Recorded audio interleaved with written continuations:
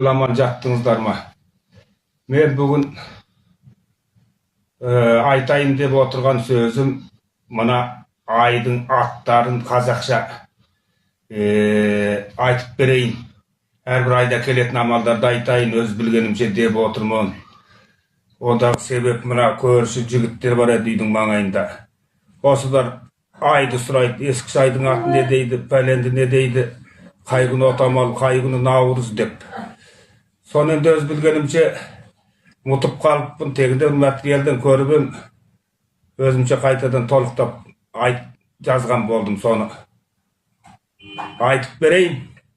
Қате жерін кешіріп, толықтап, дұрыстап отырыңыздар, дұрыс жерін ұғып отырыңыздар.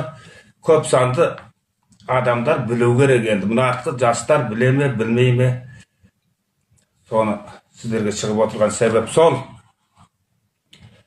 Ескіше қазақ айдың аттары мынандай.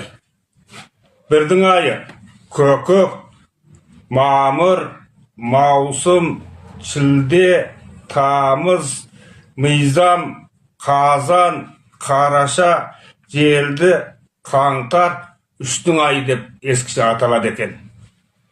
Мұны халықаралық атауы януар, февраль, март, апрель, май, июль, август, сентябрь, октябрь, ноябрь, декабрь деп аталады екен.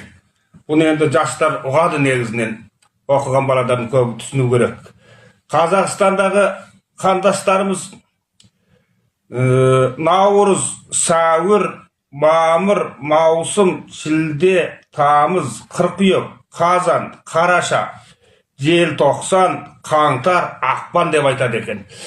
Бұнда бір-екі айдың аты ауысқан біздің Шинжаңдағы қазақтармен. Ол ана бізге келетін амалдарды о жақта аятында есептейді екен. Бұл жағдай осындай. Ал бұл жыл есептері болса, бірдің айы 7-сіне тоғап, 8-інде ауылы қонып, 9-ында озып шығады екен.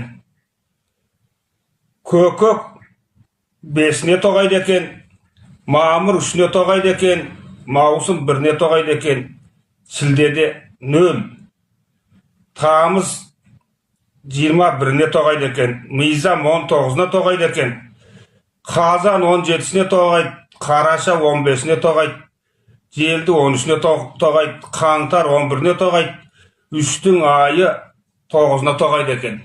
Бұл тоғау барысында әрбіреу біріне-бірі бой бермей дауласып жатамыз. Бұл да ауылы қонып тұр, озып шықты деген сөз бар. Кейде ауылы қонғанмен тоғағанын айламай қап жатамыз. Өз жерінде білетін адамдар көп енді, қате жер болса дұрыстай отырыңыздар. Әр айда келетін амалдар мынандай екен. Бірдің айында әз деген амал 10-ы кіріп 15 шығады екен. Наурыз 20-сы кіріп 25 шығады екен. Көкөк айының 10 күні отамал кіріп 15 шығады екен. 20 күні сәуір деген бір амал келіп 25 күні шығады екен. Мамыр айында саратан айдың 10-ында кіріп 15-інде шығып, зауза 20-сында кіріп 25-інде шығады екен. Маусым айында 10-ында кіріп қыркүйек деген амал 15-інде шығады екен.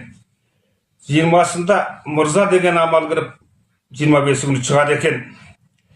Шілде айында 10 күні бас шілде кіріп 15 күні шығып, 20 күні сарша деген амал кіріп 25 күні шығады екен.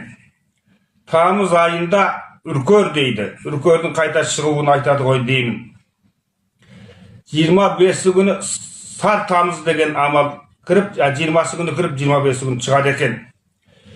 Мизам айында 10-ында масақ деген амал кіріп 15-інде шығады екен. 20-сында таразы деген бір амал кіріп 25-інде шығады екен. Қазан айының 10-ында қаражел деген қаражел кіріп 15-інде шығып, 20-сында мойын жуар 25-інде шығады екен.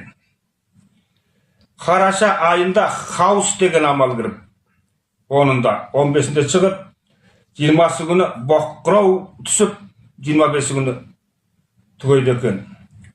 Желді айында ақырат деген амал. Оның да кіріп 15-інде шығып, 20-сында сірне деген амал кіріп, 25-інде шығады екен. Қаңтар айында қаңтардың 40 аяғы, оның да кіріп 15-інде шығып, 20-сында тоқырау деген амал, 25 күні түгейді екен. Үштің айында, оның да ақпан кіріп 15-інде шығып, 20 күні от деген амал кіріп, 25 күні шығады екен. Менің түсінігім осындай, материалдан көрген жерім бар еді, үлкендерден естігенім бар еді. Ертеректе 2 жылдың алдында бір айтып едім, ол қате дұрысында білмедім. Енді мұраны толықтап, білген үлкендер бар, кісілер бар, зиялы жастар, жігіттер бар. Осы бір ортаққа келмесек, осыдан бұлай біздің жерде отамал көбейеді. Тасырқайда Көпқанда бір отамал, Тасауытанда Жұмашта бір отамал, Мәдетте бір отамал, Қызырқанда, Түсіпқанда бір отамал деген сияқты, Долашта бір отамал. Соны дауласып, сөйтіп жатамыз, өйтіп жөні жоқ. Біріміз білмегенді біріміз біліп, бірімізге біріміз ұқтырып түсінісіп, бір ортақтасайық. Мынада енді сол Қазақстандағы ай атаулары менен біздің ай атаулар оқшамайтын себепті арада жаңылыстар осындай істер болады екен. Көпшілікке сәлем. Менің атым Долаш Кәдірбекұлы, Манас аудан Сусатқан ауылыныкімін. Анау 6-7 жылдың алдында әлгі бас ақылдың ұясы, құлақ өтіріктің ұрасы, көз шындықтың куәсі, мұрын дененің моржасы, ауыз жақсы болса берекенің арнасы, жаман болса пәлеқаланың дорбасы деген мақалды айтқан сал мен боламын.